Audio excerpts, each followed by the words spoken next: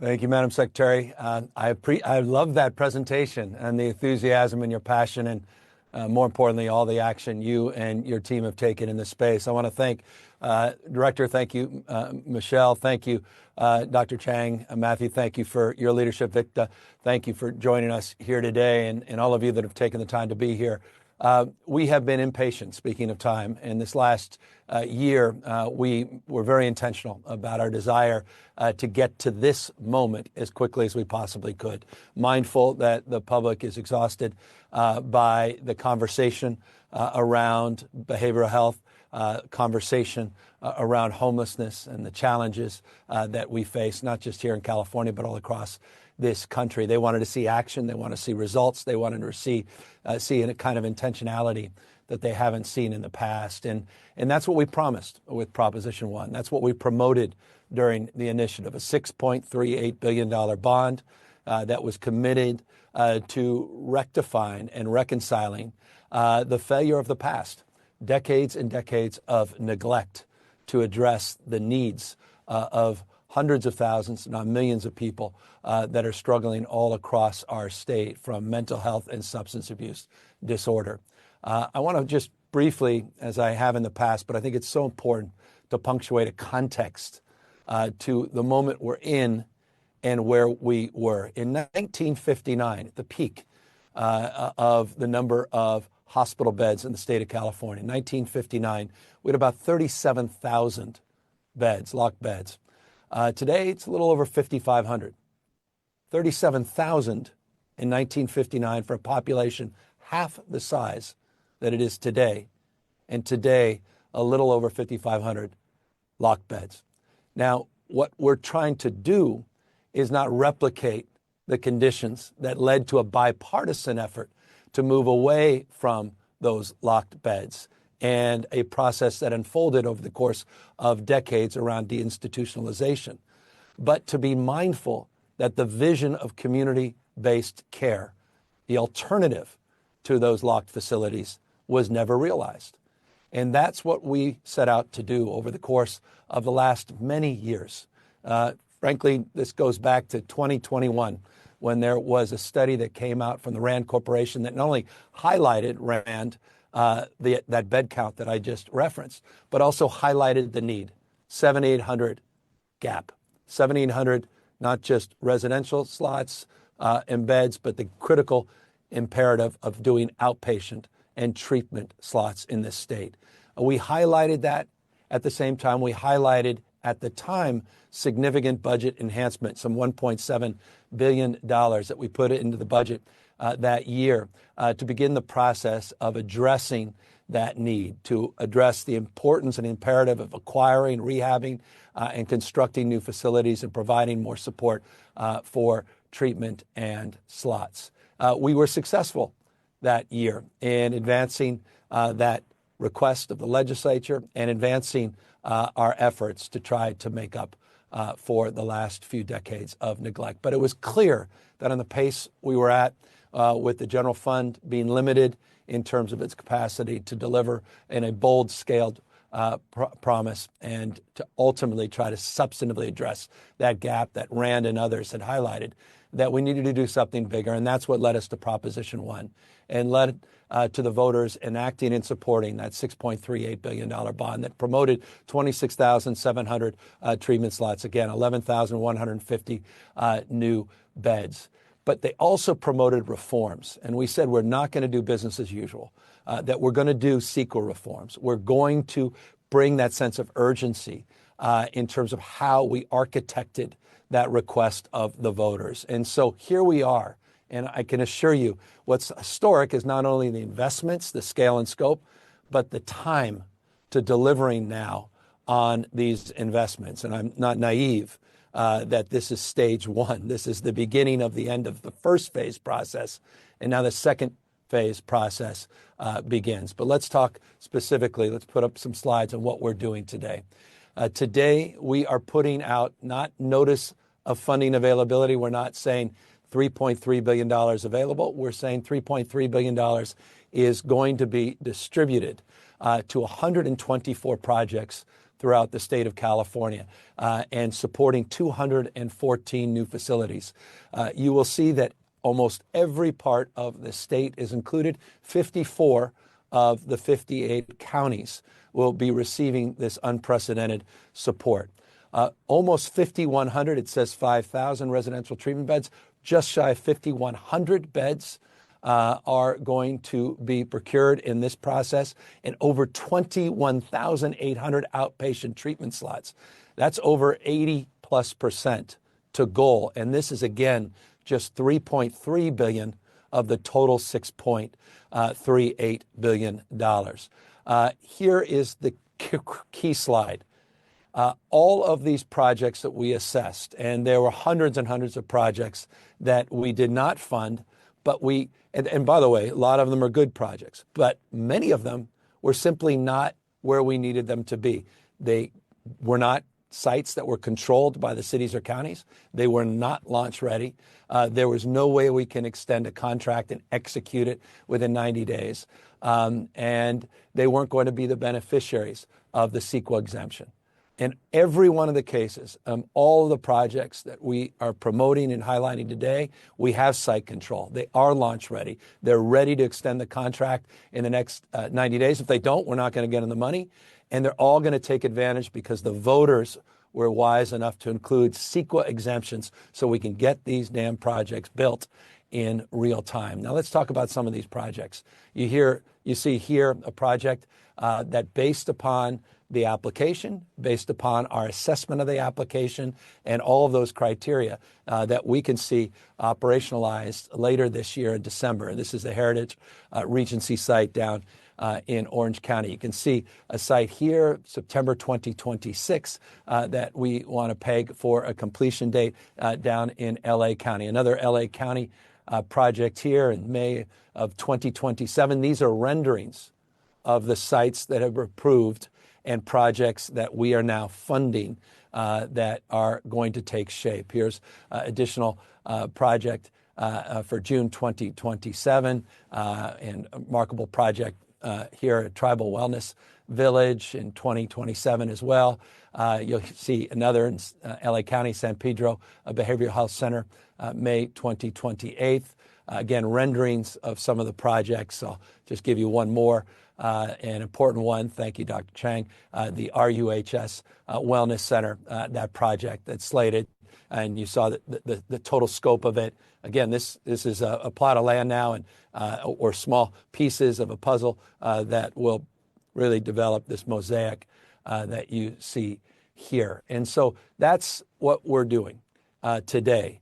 But we're also want to remind you of what we're doing, not tomorrow, but next year, pursuant to the will of the voters.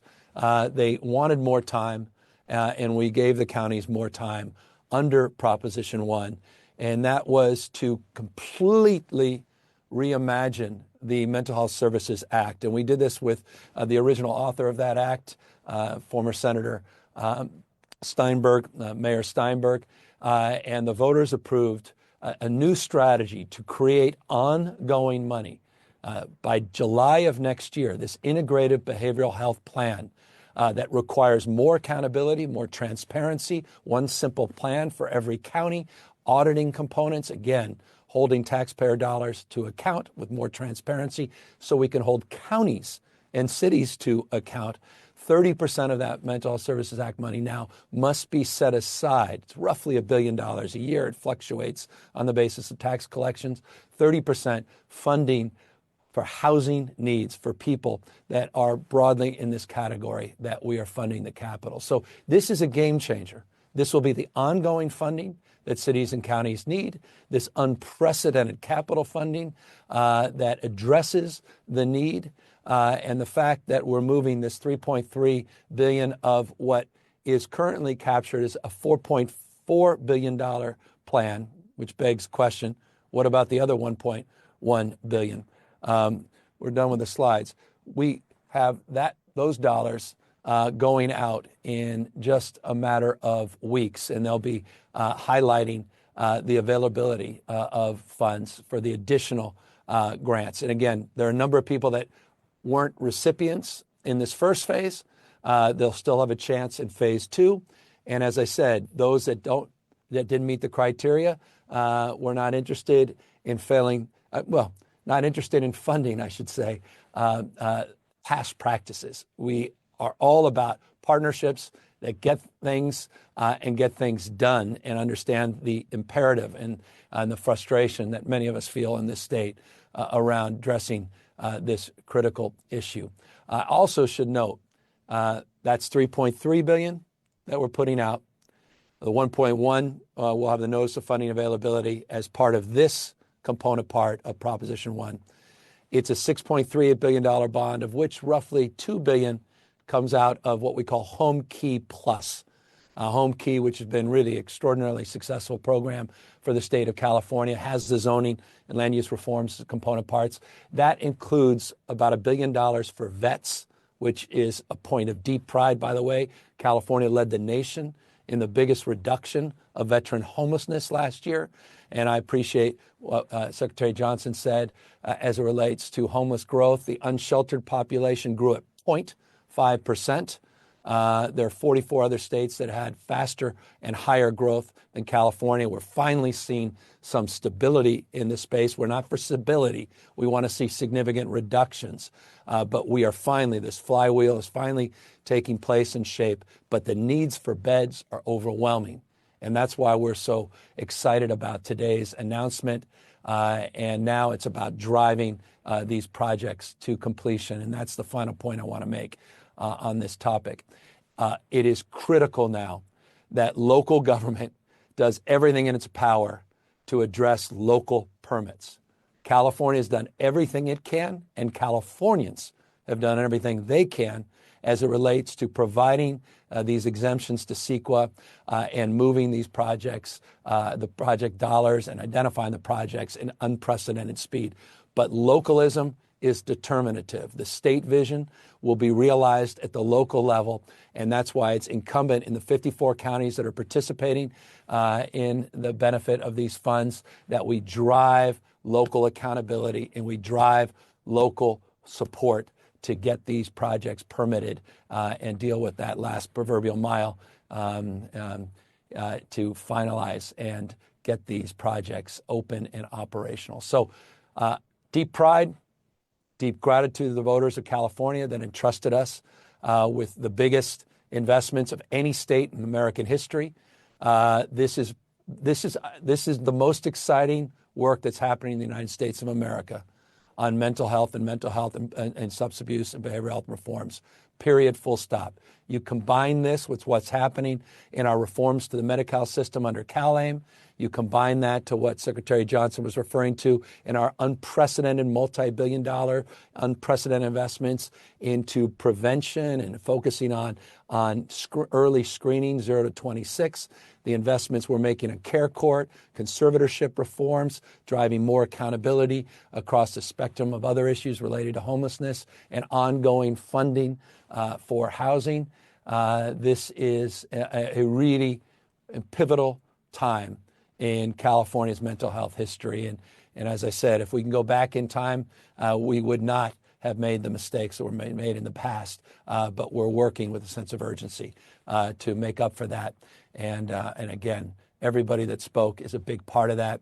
And everybody that's out there that are receiving the benefit of these dollars will be the most important part of that, delivering on what we're promoting and promising here today. So that's the overview. We're happy to take any questions on this. And just one final point on the Home Key Plus. Those announcements will come in a matter of weeks. We believe the latest first, second week of June. I'm trying to get those announcements a little earlier. So that will get us, we'll pass the goal that we said in terms of identifying the units in housing on slots as well. And we'll get that, you'll have clarity on what the details are of that in just the next few weeks. So anyway, points, I'm passionate about this.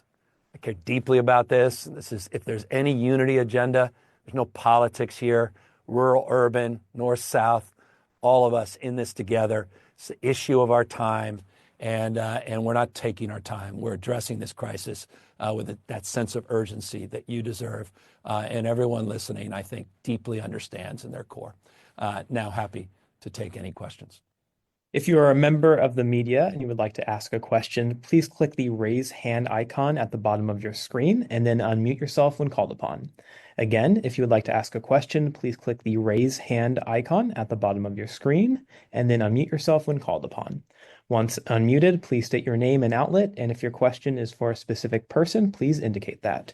Our first question goes to Alex Michelson. Alex, please unmute yourself. Hi, Governor. This is Alex Michelson from Fox 11 Los Angeles, and my question is for you. Who exactly are going to be in these beds? How do you determine who that is? Is it care court people who may not necessarily want to be there? Is it people that are coming on their own free will? And broadly, at this point, after so much work and so much money and so much has been put into this, what big obstacle do you have left? Or has this, at this point, sort of gotten through a lot of the obstacles and now it's time for execution? Well, it's just about execution. And at the end of the day, now it's about local government doing their part. We've done our part. The people of California have done their part. Unprecedented supports gave us the opportunity to have these reforms enshrined through this initiative, and then told us if you're going to move with accountability and the kind of speed that's required. And we've done that. We've identified the sites. LA County is receiving over 25% of these dollars in just the first round, and now handing this baton off to local government. And the answer to your question is yes and yes. For those that are in care court, conservatorship, beneficiaries of all of these programs, county directed, not just state directed, alternatives to state hospitals. We want to keep people, as many people as we can, out of CDCR and county jails as well. And we also want to have a place to put people when they leave the county jails or CDCR, so they're not going out on the streets and sidewalks and encampments. And so this was, again, all that we promised and promoted. The final piece now is local permits and getting these construction project, rehab projects moving. But you saw some of those timelines. This is not all new construction. Some of the new construction is piecing together existing facilities and then building on top of them. There's some campus settings here, which are really exciting. There's a regional component to this to make sure we're addressing gaps in underserved communities. And there's, again, only a handful of counties that are not included, and those counties are part of a larger regional consortium, so they still have the benefit of these dollars. I mean, how does this tie into your overall thought about clearing up encampments? I know there's news today on that front of you pushing local governments on this point. Is this adding to the idea of one less thing that there's an excuse on? You said it better than I could. One less thing that there's an excuse on. We're flooded the zone in terms of support and resources. We flooded the zone in terms of reforms as it relates to zoning and land use. We flooded the zone as it relates to issues that have been vexing in the past about conservatorship reforms and creating a new strategy that we did under care court. We've answered every single call, including ongoing funding, which I've highlighted coming next July as it relates to the imperative and importance of housing, including, by the way, incorporating behavioral health and mental health and substance abuse, meaning to have the one-stop capacity of building a bed that does everything, is not segregated and siloed, as was the case in the past with funding streams that are now aligned. No more excuses. Time to deliver. Our next question goes to Ashley Zavala. Ashley, please unmute yourself. Hi, Governor. Ashley Zavala with KCRA. And that actually tees me up to this question. And I want to just take a big step back. I understand we're talking about Prop 1 funds and what voters have approved. But I mean, for years now, there have been questions overall about the effectiveness of this system that's been in place, where the state is sending cities and counties money to address a problem, and especially when it comes to homelessness. You yourself have said, as mayor of San Francisco, you got not a dime from the state. And I'm wondering, like, at what point would your administration just no longer do this? And I'm not just talking about specific jurisdictions. I mean, everyone. Is that a conversation that your administration is having, or is that off the table? Well, let me first start by complimenting those jurisdictions that are doing an outstanding job. And I should note, you saw that overall homelessness across the country went up 18.13% this year.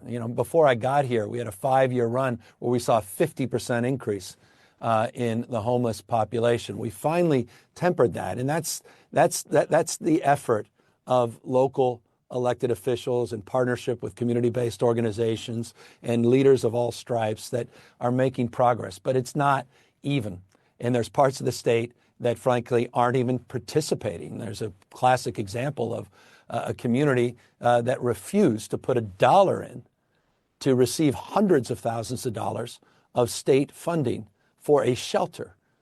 They've simply turned their back in terms of accountability and responsibility. Those dollars should come back, specifically in this case. They don't deserve those dollars. And I wonder, and I say this with respect, on the crisis of our time, I wonder if local representatives there deserve to lead the people of those communities when they're leaving people out in the streets and sidewalks, and the state has come in with unprecedented support. So my frustration is highlighted in those instances, but not in those instances where we have working partners in cities and counties that have really stepped up, and you're seeing some cases of double-digit decline in unsheltered population. Others where seen runaway growth or seeing some stabilization, and they've asked for these additional pieces, particularly new beds. But no, look, this is not about more. No one wants to hear about more. They want to hear about how things are getting better, and they want to see it with their own eyes. And so when it comes to the street population, what's happening with tents and encampments, Alex's question earlier, to the broader issue around the quality of life in these cities, I'm not interested anymore, period, full stop, of funding failure. I want to see real results. And you'll see in my budget on Wednesday that we're going to hold the line. We'll work with the legislature as we did last year. As it relates to any additional money, we have to see a new criteria of consideration, particularly on the issue of encampments. That's what that EO, or at least the announcement building on my executive order that we just put out on encampments, represents. It is time to just disabuse ourselves that you can continue with the same talking points of 5, 10, 15 years ago. The state has changed, and so too now must the cities and counties. It is time to take back the streets. It's time to take back the sidewalks. It's time to take these encampments and provide alternatives. And the state is giving you more resources than ever. And it's time, I think, to just end the excuses and call the question. It's about accountability. For those cities and counties that aren't cleaning up homeless encampments at sort of your direction, the rules that you rolled out today, I mean, will there be consequences? Is that what we could see in your budget? Well, there needs to be, and we need to work with the legislature on any additional funding. And I think what you're seeing now with the homeless accountability unit, that's now part of the housing accountability unit, is the first enforcement mechanism the state has ever had more broadly. And I'll remind not you, because you understand it intimately, but others that may not. A number of years ago, California created a housing accountability enforcement unit. We started suing cities, and we started working with cities, not just sticks, but also carrots, in partnership. And we've unlocked thousands and thousands of units, and we've gotten a lot of cities and counties into compliance with what we refer to as the housing element. And the whole goal here is to do the same with homelessness. And I want to thank the legislature for just allowing us to set that up. And so that set the tone to your question of now how we approach things.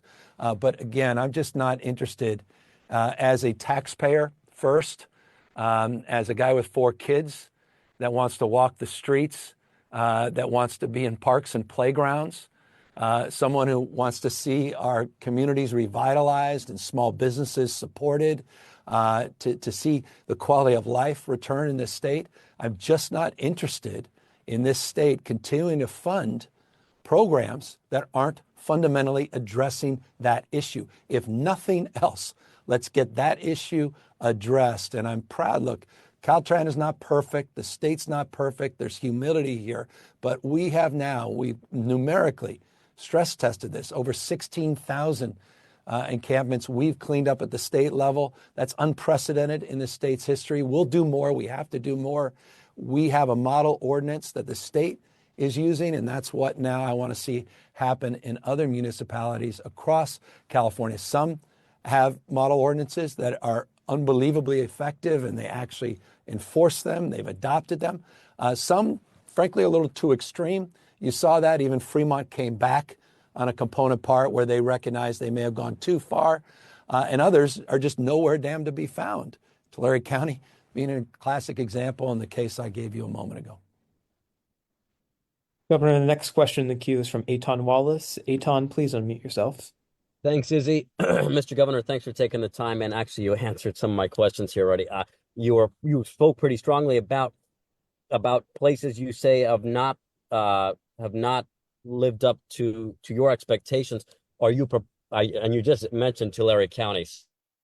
So I was going to ask her to name names, number one. And number two, and I'm sorry to get a little bit off topic. Hopefully it's still on topic a little bit. You did mention the May Revise presentation upcoming this Wednesday. You've been actually very communicative at the Cal Fire presser a few weeks ago, and even before that at the lawsuit against Trump presser on the tariffs about the May Revise. You are concerned. Anything now that we're just a few days out, any kind of preview you can give us? Thank you so much.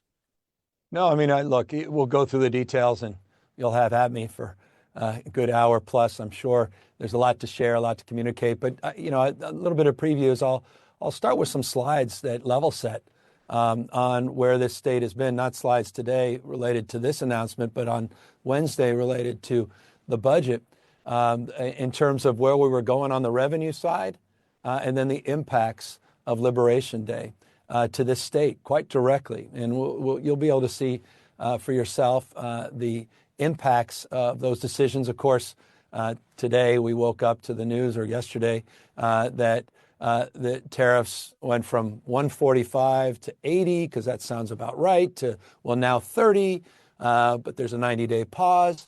And the markets are reacting, and maybe they overreact to going down, maybe they overreact going up. That sense of vulnerability because of uncertainty for small businesses out there is real. The uncertainty, obviously, around making long-term, let alone medium-term investments, has only been amplified by this tariff recklessness. And you're seeing the impacts in the ports of Long Beach and Oakland, not just LA and Long Beach. So we'll highlight a lot of that as a preview and give you a sense of what that means in terms of our budget outlook for the budget year, what it's meant in the current fiscal year, and then in the multi-year. The next question we have in the queue is from Ethan Varian at the Mercury News. Ethan, please unmute yourself. Hi, Governor. Thanks for taking our questions. I spoke with San Jose Mayor Matt Mahan this morning. He's made some national headlines himself for homelessness proposals. There's some polling showing his proposal to compel people into shelter may be popular with voters. He said he appreciated your proposal here with the model ordinance. And he said your model ordinance in a lot of ways follows San Jose's approach really closely and does a lot of what San Jose is already doing. I know other cities have adopted encampment ordinances after grants passed, but did you take any inspiration from what Mahan and San Jose are doing? Well, we took inspiration from the collective work of people that wrote that amicus brief. As you know, we led with that amicus brief. California joined on the grants pass, and we put out an executive order. And if you go back to my executive order from last year, you'll see that framework that we advanced today. So look, I take inspiration from wherever we can find it.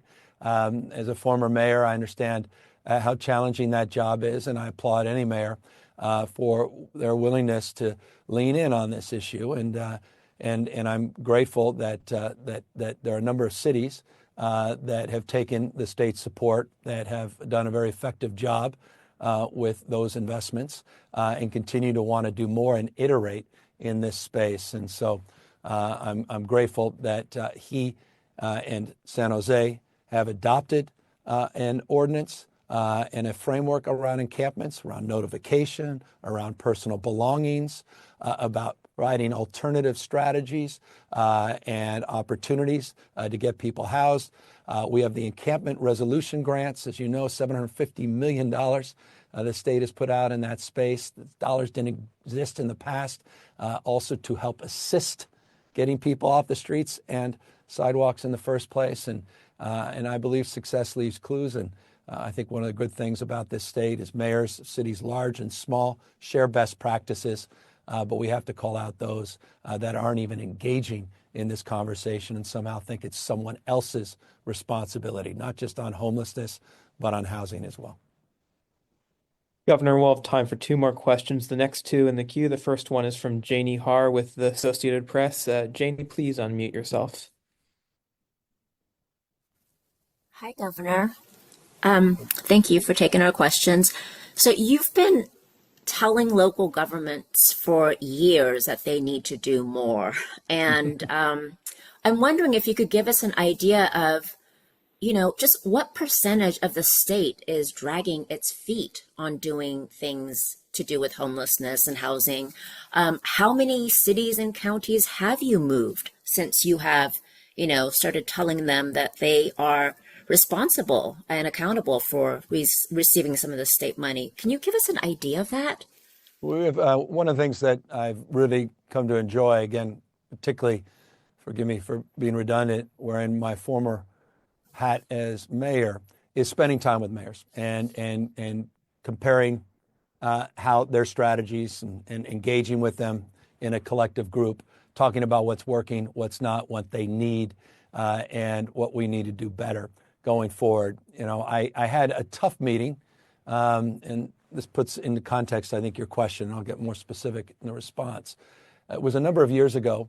I rejected, and by the way, for the first time, we require strategies for the dollars the state provides with discretion. We require a plan in response, or in return rather, to those dollars being distributed. I received those plans and I rejected the plans. The mayors were not particularly pleased. We had a very large meeting. There were a number of press conferences, competing points of view about the merit of that approach. They came back with more ambition. We were very specific, to your question, in working with specific cities, counties, and what we refer to as COCs around areas where there was weakness and what we wanted to see in terms of improvements. And so we had a detailed engagement with those that we feel lacked ambition and weren't producing the kind of results, or weren't even proposing to produce the results moving forward. Those plans came back. They were significantly improved. And as a consequence, we began to improve our collaboration in this space. But I've also been very, very, very focused and very honest with my friends that are running these cities, large and small, that I wanted to see a renewed vigor and focus on what's happening on the streets, tents and encampments. It simply cannot continue. It cannot be a way of life, living out on the streets, in sidewalks, in what are almost become permanent structures, impeding foot traffic, impeding our ability for our kids to walk the streets in strollers, or seniors with disabilities and wheelchairs, even navigating their sidewalks. We cannot allow that to continue. And so last year, we dialed up the requirements as it relates to our plans further. We are in dialogue with the legislature to go even farther still. We created this homeless component into our housing enforcement wing, and we have been very explicit on expectations as it relates to encampments, not least of which in the announcement today, but announcements late last year. And I've also demonstrated a personal commitment to cleaning up these encampments, physically out there. Many of you have joined me at these encampments so we can walk our talk. I'm not just trying to preach and sell down this vision. I'm trying to support that vision and be accountable to it as well. So look, I just think you deserve, it's my humble opinion, more and better results. And I am doing all I can to use my formal authority as governor to work in partnership with the legislature to create new rules and criteria in relationship to that, but also moral suasion here. The humanity. It is not human to step over people in the sidewalks and streets. It's not human to allow people to live 3, 4, 5 years in encampments. It's not human to allow the status quo to continue. And so, again, moral and formal authority we're trying to exercise here. The final question we'll have time for today is from Lindsay Holden with Politico. Lindsay, please unmute yourself. Hi, Governor. I just wanted to ask, in terms of the model ordinance your office released today, it's kind of a two-part question.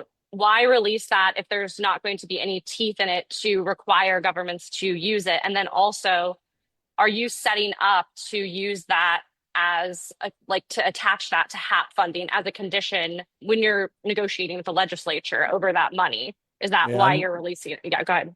I'm just not interested in the status quo. We want to see this model ordinance across the state of California. We want to see how quickly communities that have not adopted a local ordinance adopt it. We want to right size some of the other ordinances that may be outliers and make sure that we're all sort of organizing with some basic expectations. We want people to customize their strategies, but we want, yes, sort of implicate, I'm walking down the path of that second part of your question. We're also previewing expectations moving forward in terms of what we've been saying privately to the cities and counties and our mayors, and to what now we're socializing much more publicly with much more, I think, with higher level of expectation. And I'll close on this because we'll have a chance to talk a little bit more broadly about all of these component parts on Wednesday when the budget's released. There's just simply never been more support in more categories to actually produce the results that the taxpayers deserve. And so it's an expression of a deeper sense of clarity and I hope understanding that I'm trying to communicate between local government that ultimately is responsible for delivering these results and the state. That the state has done unprecedented work to have your back, and now it's time to produce unprecedented results. We've made progress. 0.45% unsheltered is basically flat, substantially better than we've seen in some time, but that is not good enough. We want to see real reduction in unsheltered homelessness in the state. This is a framework in the application of how to do it in a way that we think is responsible, that is in the spirit of what we were trying to achieve by addressing the barrier that was Boise Grants Pass and why we did the amicus brief, with all the supports that have come through these unprecedented investments in encampment resolution grants, that's above and beyond HAP, and now behavioral health, where we're flooding the zone with these large-scale regional projects, to the conservatorship reforms, again, care court, and all of the other unprecedented effort to have the backs of local government and leaders to address the issue that defines more anger and frustration with Californians than any other, and that's what the hell is going on our streets and sidewalks.